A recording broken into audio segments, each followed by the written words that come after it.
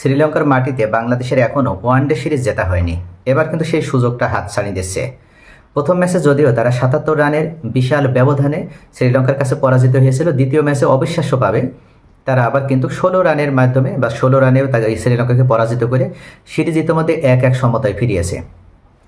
দ্বিতীয় ম্যাচে জয়নে বাংলাদেশ অধিনায়ক মিরাজ বলেছেন, আমরা সেদিন যেভাবে হেরেছি সেটা মেনে নিতে পারিনি, কিন্তু আমরা মনোবল হারাইনি, আমরা জানতাম সিরিজে আমরা ঘুরে দাঁড়াতে পারবো। তিনি আরও বলেন, অবশ্যই চূড়ান্ত লক্ষ্য হলো সিরিজ জয় এবং আমরা সেই লক্ষ্য পূরণে দৃঢ় প্রতিজ্ঞ।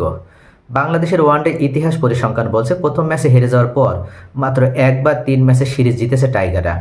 সেটা কিন্তু ২০১৫ সালে দক্ষিণ আফ্রিকার বিপক্ষে সিরিজ।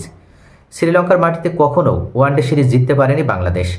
তবে ২০১৩ এবং ২০১৭ সালে দুবার লঙ্কানদের মাটিতে ৩ ম্যাচে সিরিজ ১-১ সমতায় শেষ করতে পারে টাইগাররা।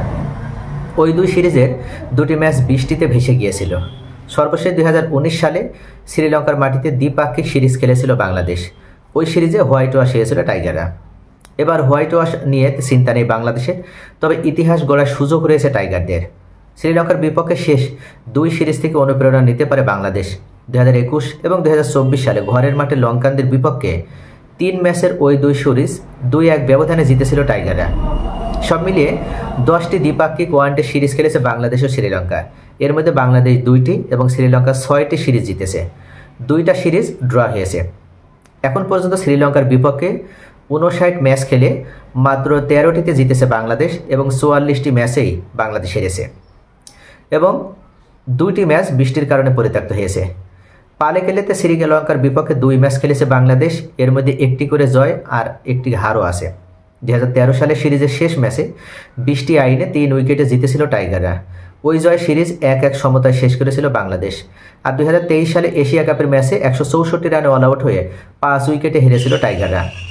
পরিসংখ্যান পক্ষে না থাকলেও সিরিজ জয়ের ব্যাপারে আত্মবিশ্বাসী বাংলাদেশ অধিনায়ক মিরাজ, কারণ প্রথম ম্যাচে বাজেভাবে হারার পর দ্বিতীয় ওয়ানডে জয় টাইগারদের একটা বাড়তি আত্মবিশ্বাস দিচ্ছে। তৃতীয় ম্যাচের একাদশে ফিরতে পারেন আগের ম্যাচে বিশ্রামে থাকা পেসার তাসকিন আহমেদ, এজন্য বাদ পড়তে পারেন পেসার হাসান মাহমুদ। দ্বিতীয় ম্যাচের শুরুতে নিজের সেরাটা দিতে না পারলেও ডেথ ওভারে বাংলাদেশকে জয়ের দারুণ বোলিং করেন এই মুস্তাফিজুর রহমান। ডেথ ওভারে শ্রীলঙ্কার সেট ব্যাটার জানিত লিয়ানাগিকে শিকার করে বাংলাদেশকে জয়ের পথ দেখান ফিজ। ব্যাট বল হাতে আলো ছড়িয়েছেন আরেক পেসার তানজিম হাসান সাকিব। 8 নম্বরে ব্যাট হাতে নেমে 21 বলে 33 রানের একটা দায়িত্বপূর্ণ ইনিংস খেলে বাংলাদেশকে 248 রান করার পর্যন্ত নিয়ে যেতে সক্ষম হন। পাশাপাশি বল হাতে 34 রানে 2 উইকেট নেন তানজিমকে নিয়ে মিরাজ বলেন, শেষ দিকে তানজিমের ব্যাটিং অসাধারণ ছিল, তার রানগুলো খুবই গুরুত্বপূর্ণ ছিল। 220 এবং 285 রানের পুঁজির মধ্যে অনেক পার্থক্য আছে। সিরিজে ঘুরে দাঁড়ানোর আত্মবিশ্বাস দলের সবার মধ্যেই ছিল। পেশিতে টান লাগায় নাজমুল হোসেন শান্তকে নিয়ে উদ্বেগ ছিল বাংলাদেশ শিবিরে, কিন্তু জানা গিয়েছে যে শান্ত ফিট আছেন এবং দলের সাথে অনুশীলনও করেছেন। তো প্রিয় ভিউয়ার্স, আগামীকাল বাংলাদেশের এই সর্বশেষ অর্থাৎ সিরিজ নির্ধারণী ম্যাচটি অনুষ্ঠিত হবে। এখন বৃষ্টিতে যদি ম্যাচ পরিত্যক্ত না হয়, তাহলে এই ম্যাচটি যদি বাংলাদেশ জিততে পারে তাহলে ইতিহাস হয়ে যাবে। এখন পর্যন্ত শ্রীলঙ্কার মাটিতে বাংলাদেশের ওয়ানডে সিরিজ জেতা হয়নি, আর এর কারণেই সিরিজ জয়ের হাতছানি এবং ইতিহাসে নাম লেখানোর হাতছানি তো রয়েছেই মেহেদী হাসান মিরাজের সামনে। সকলে ভালো থাকুন। Thanks for watching.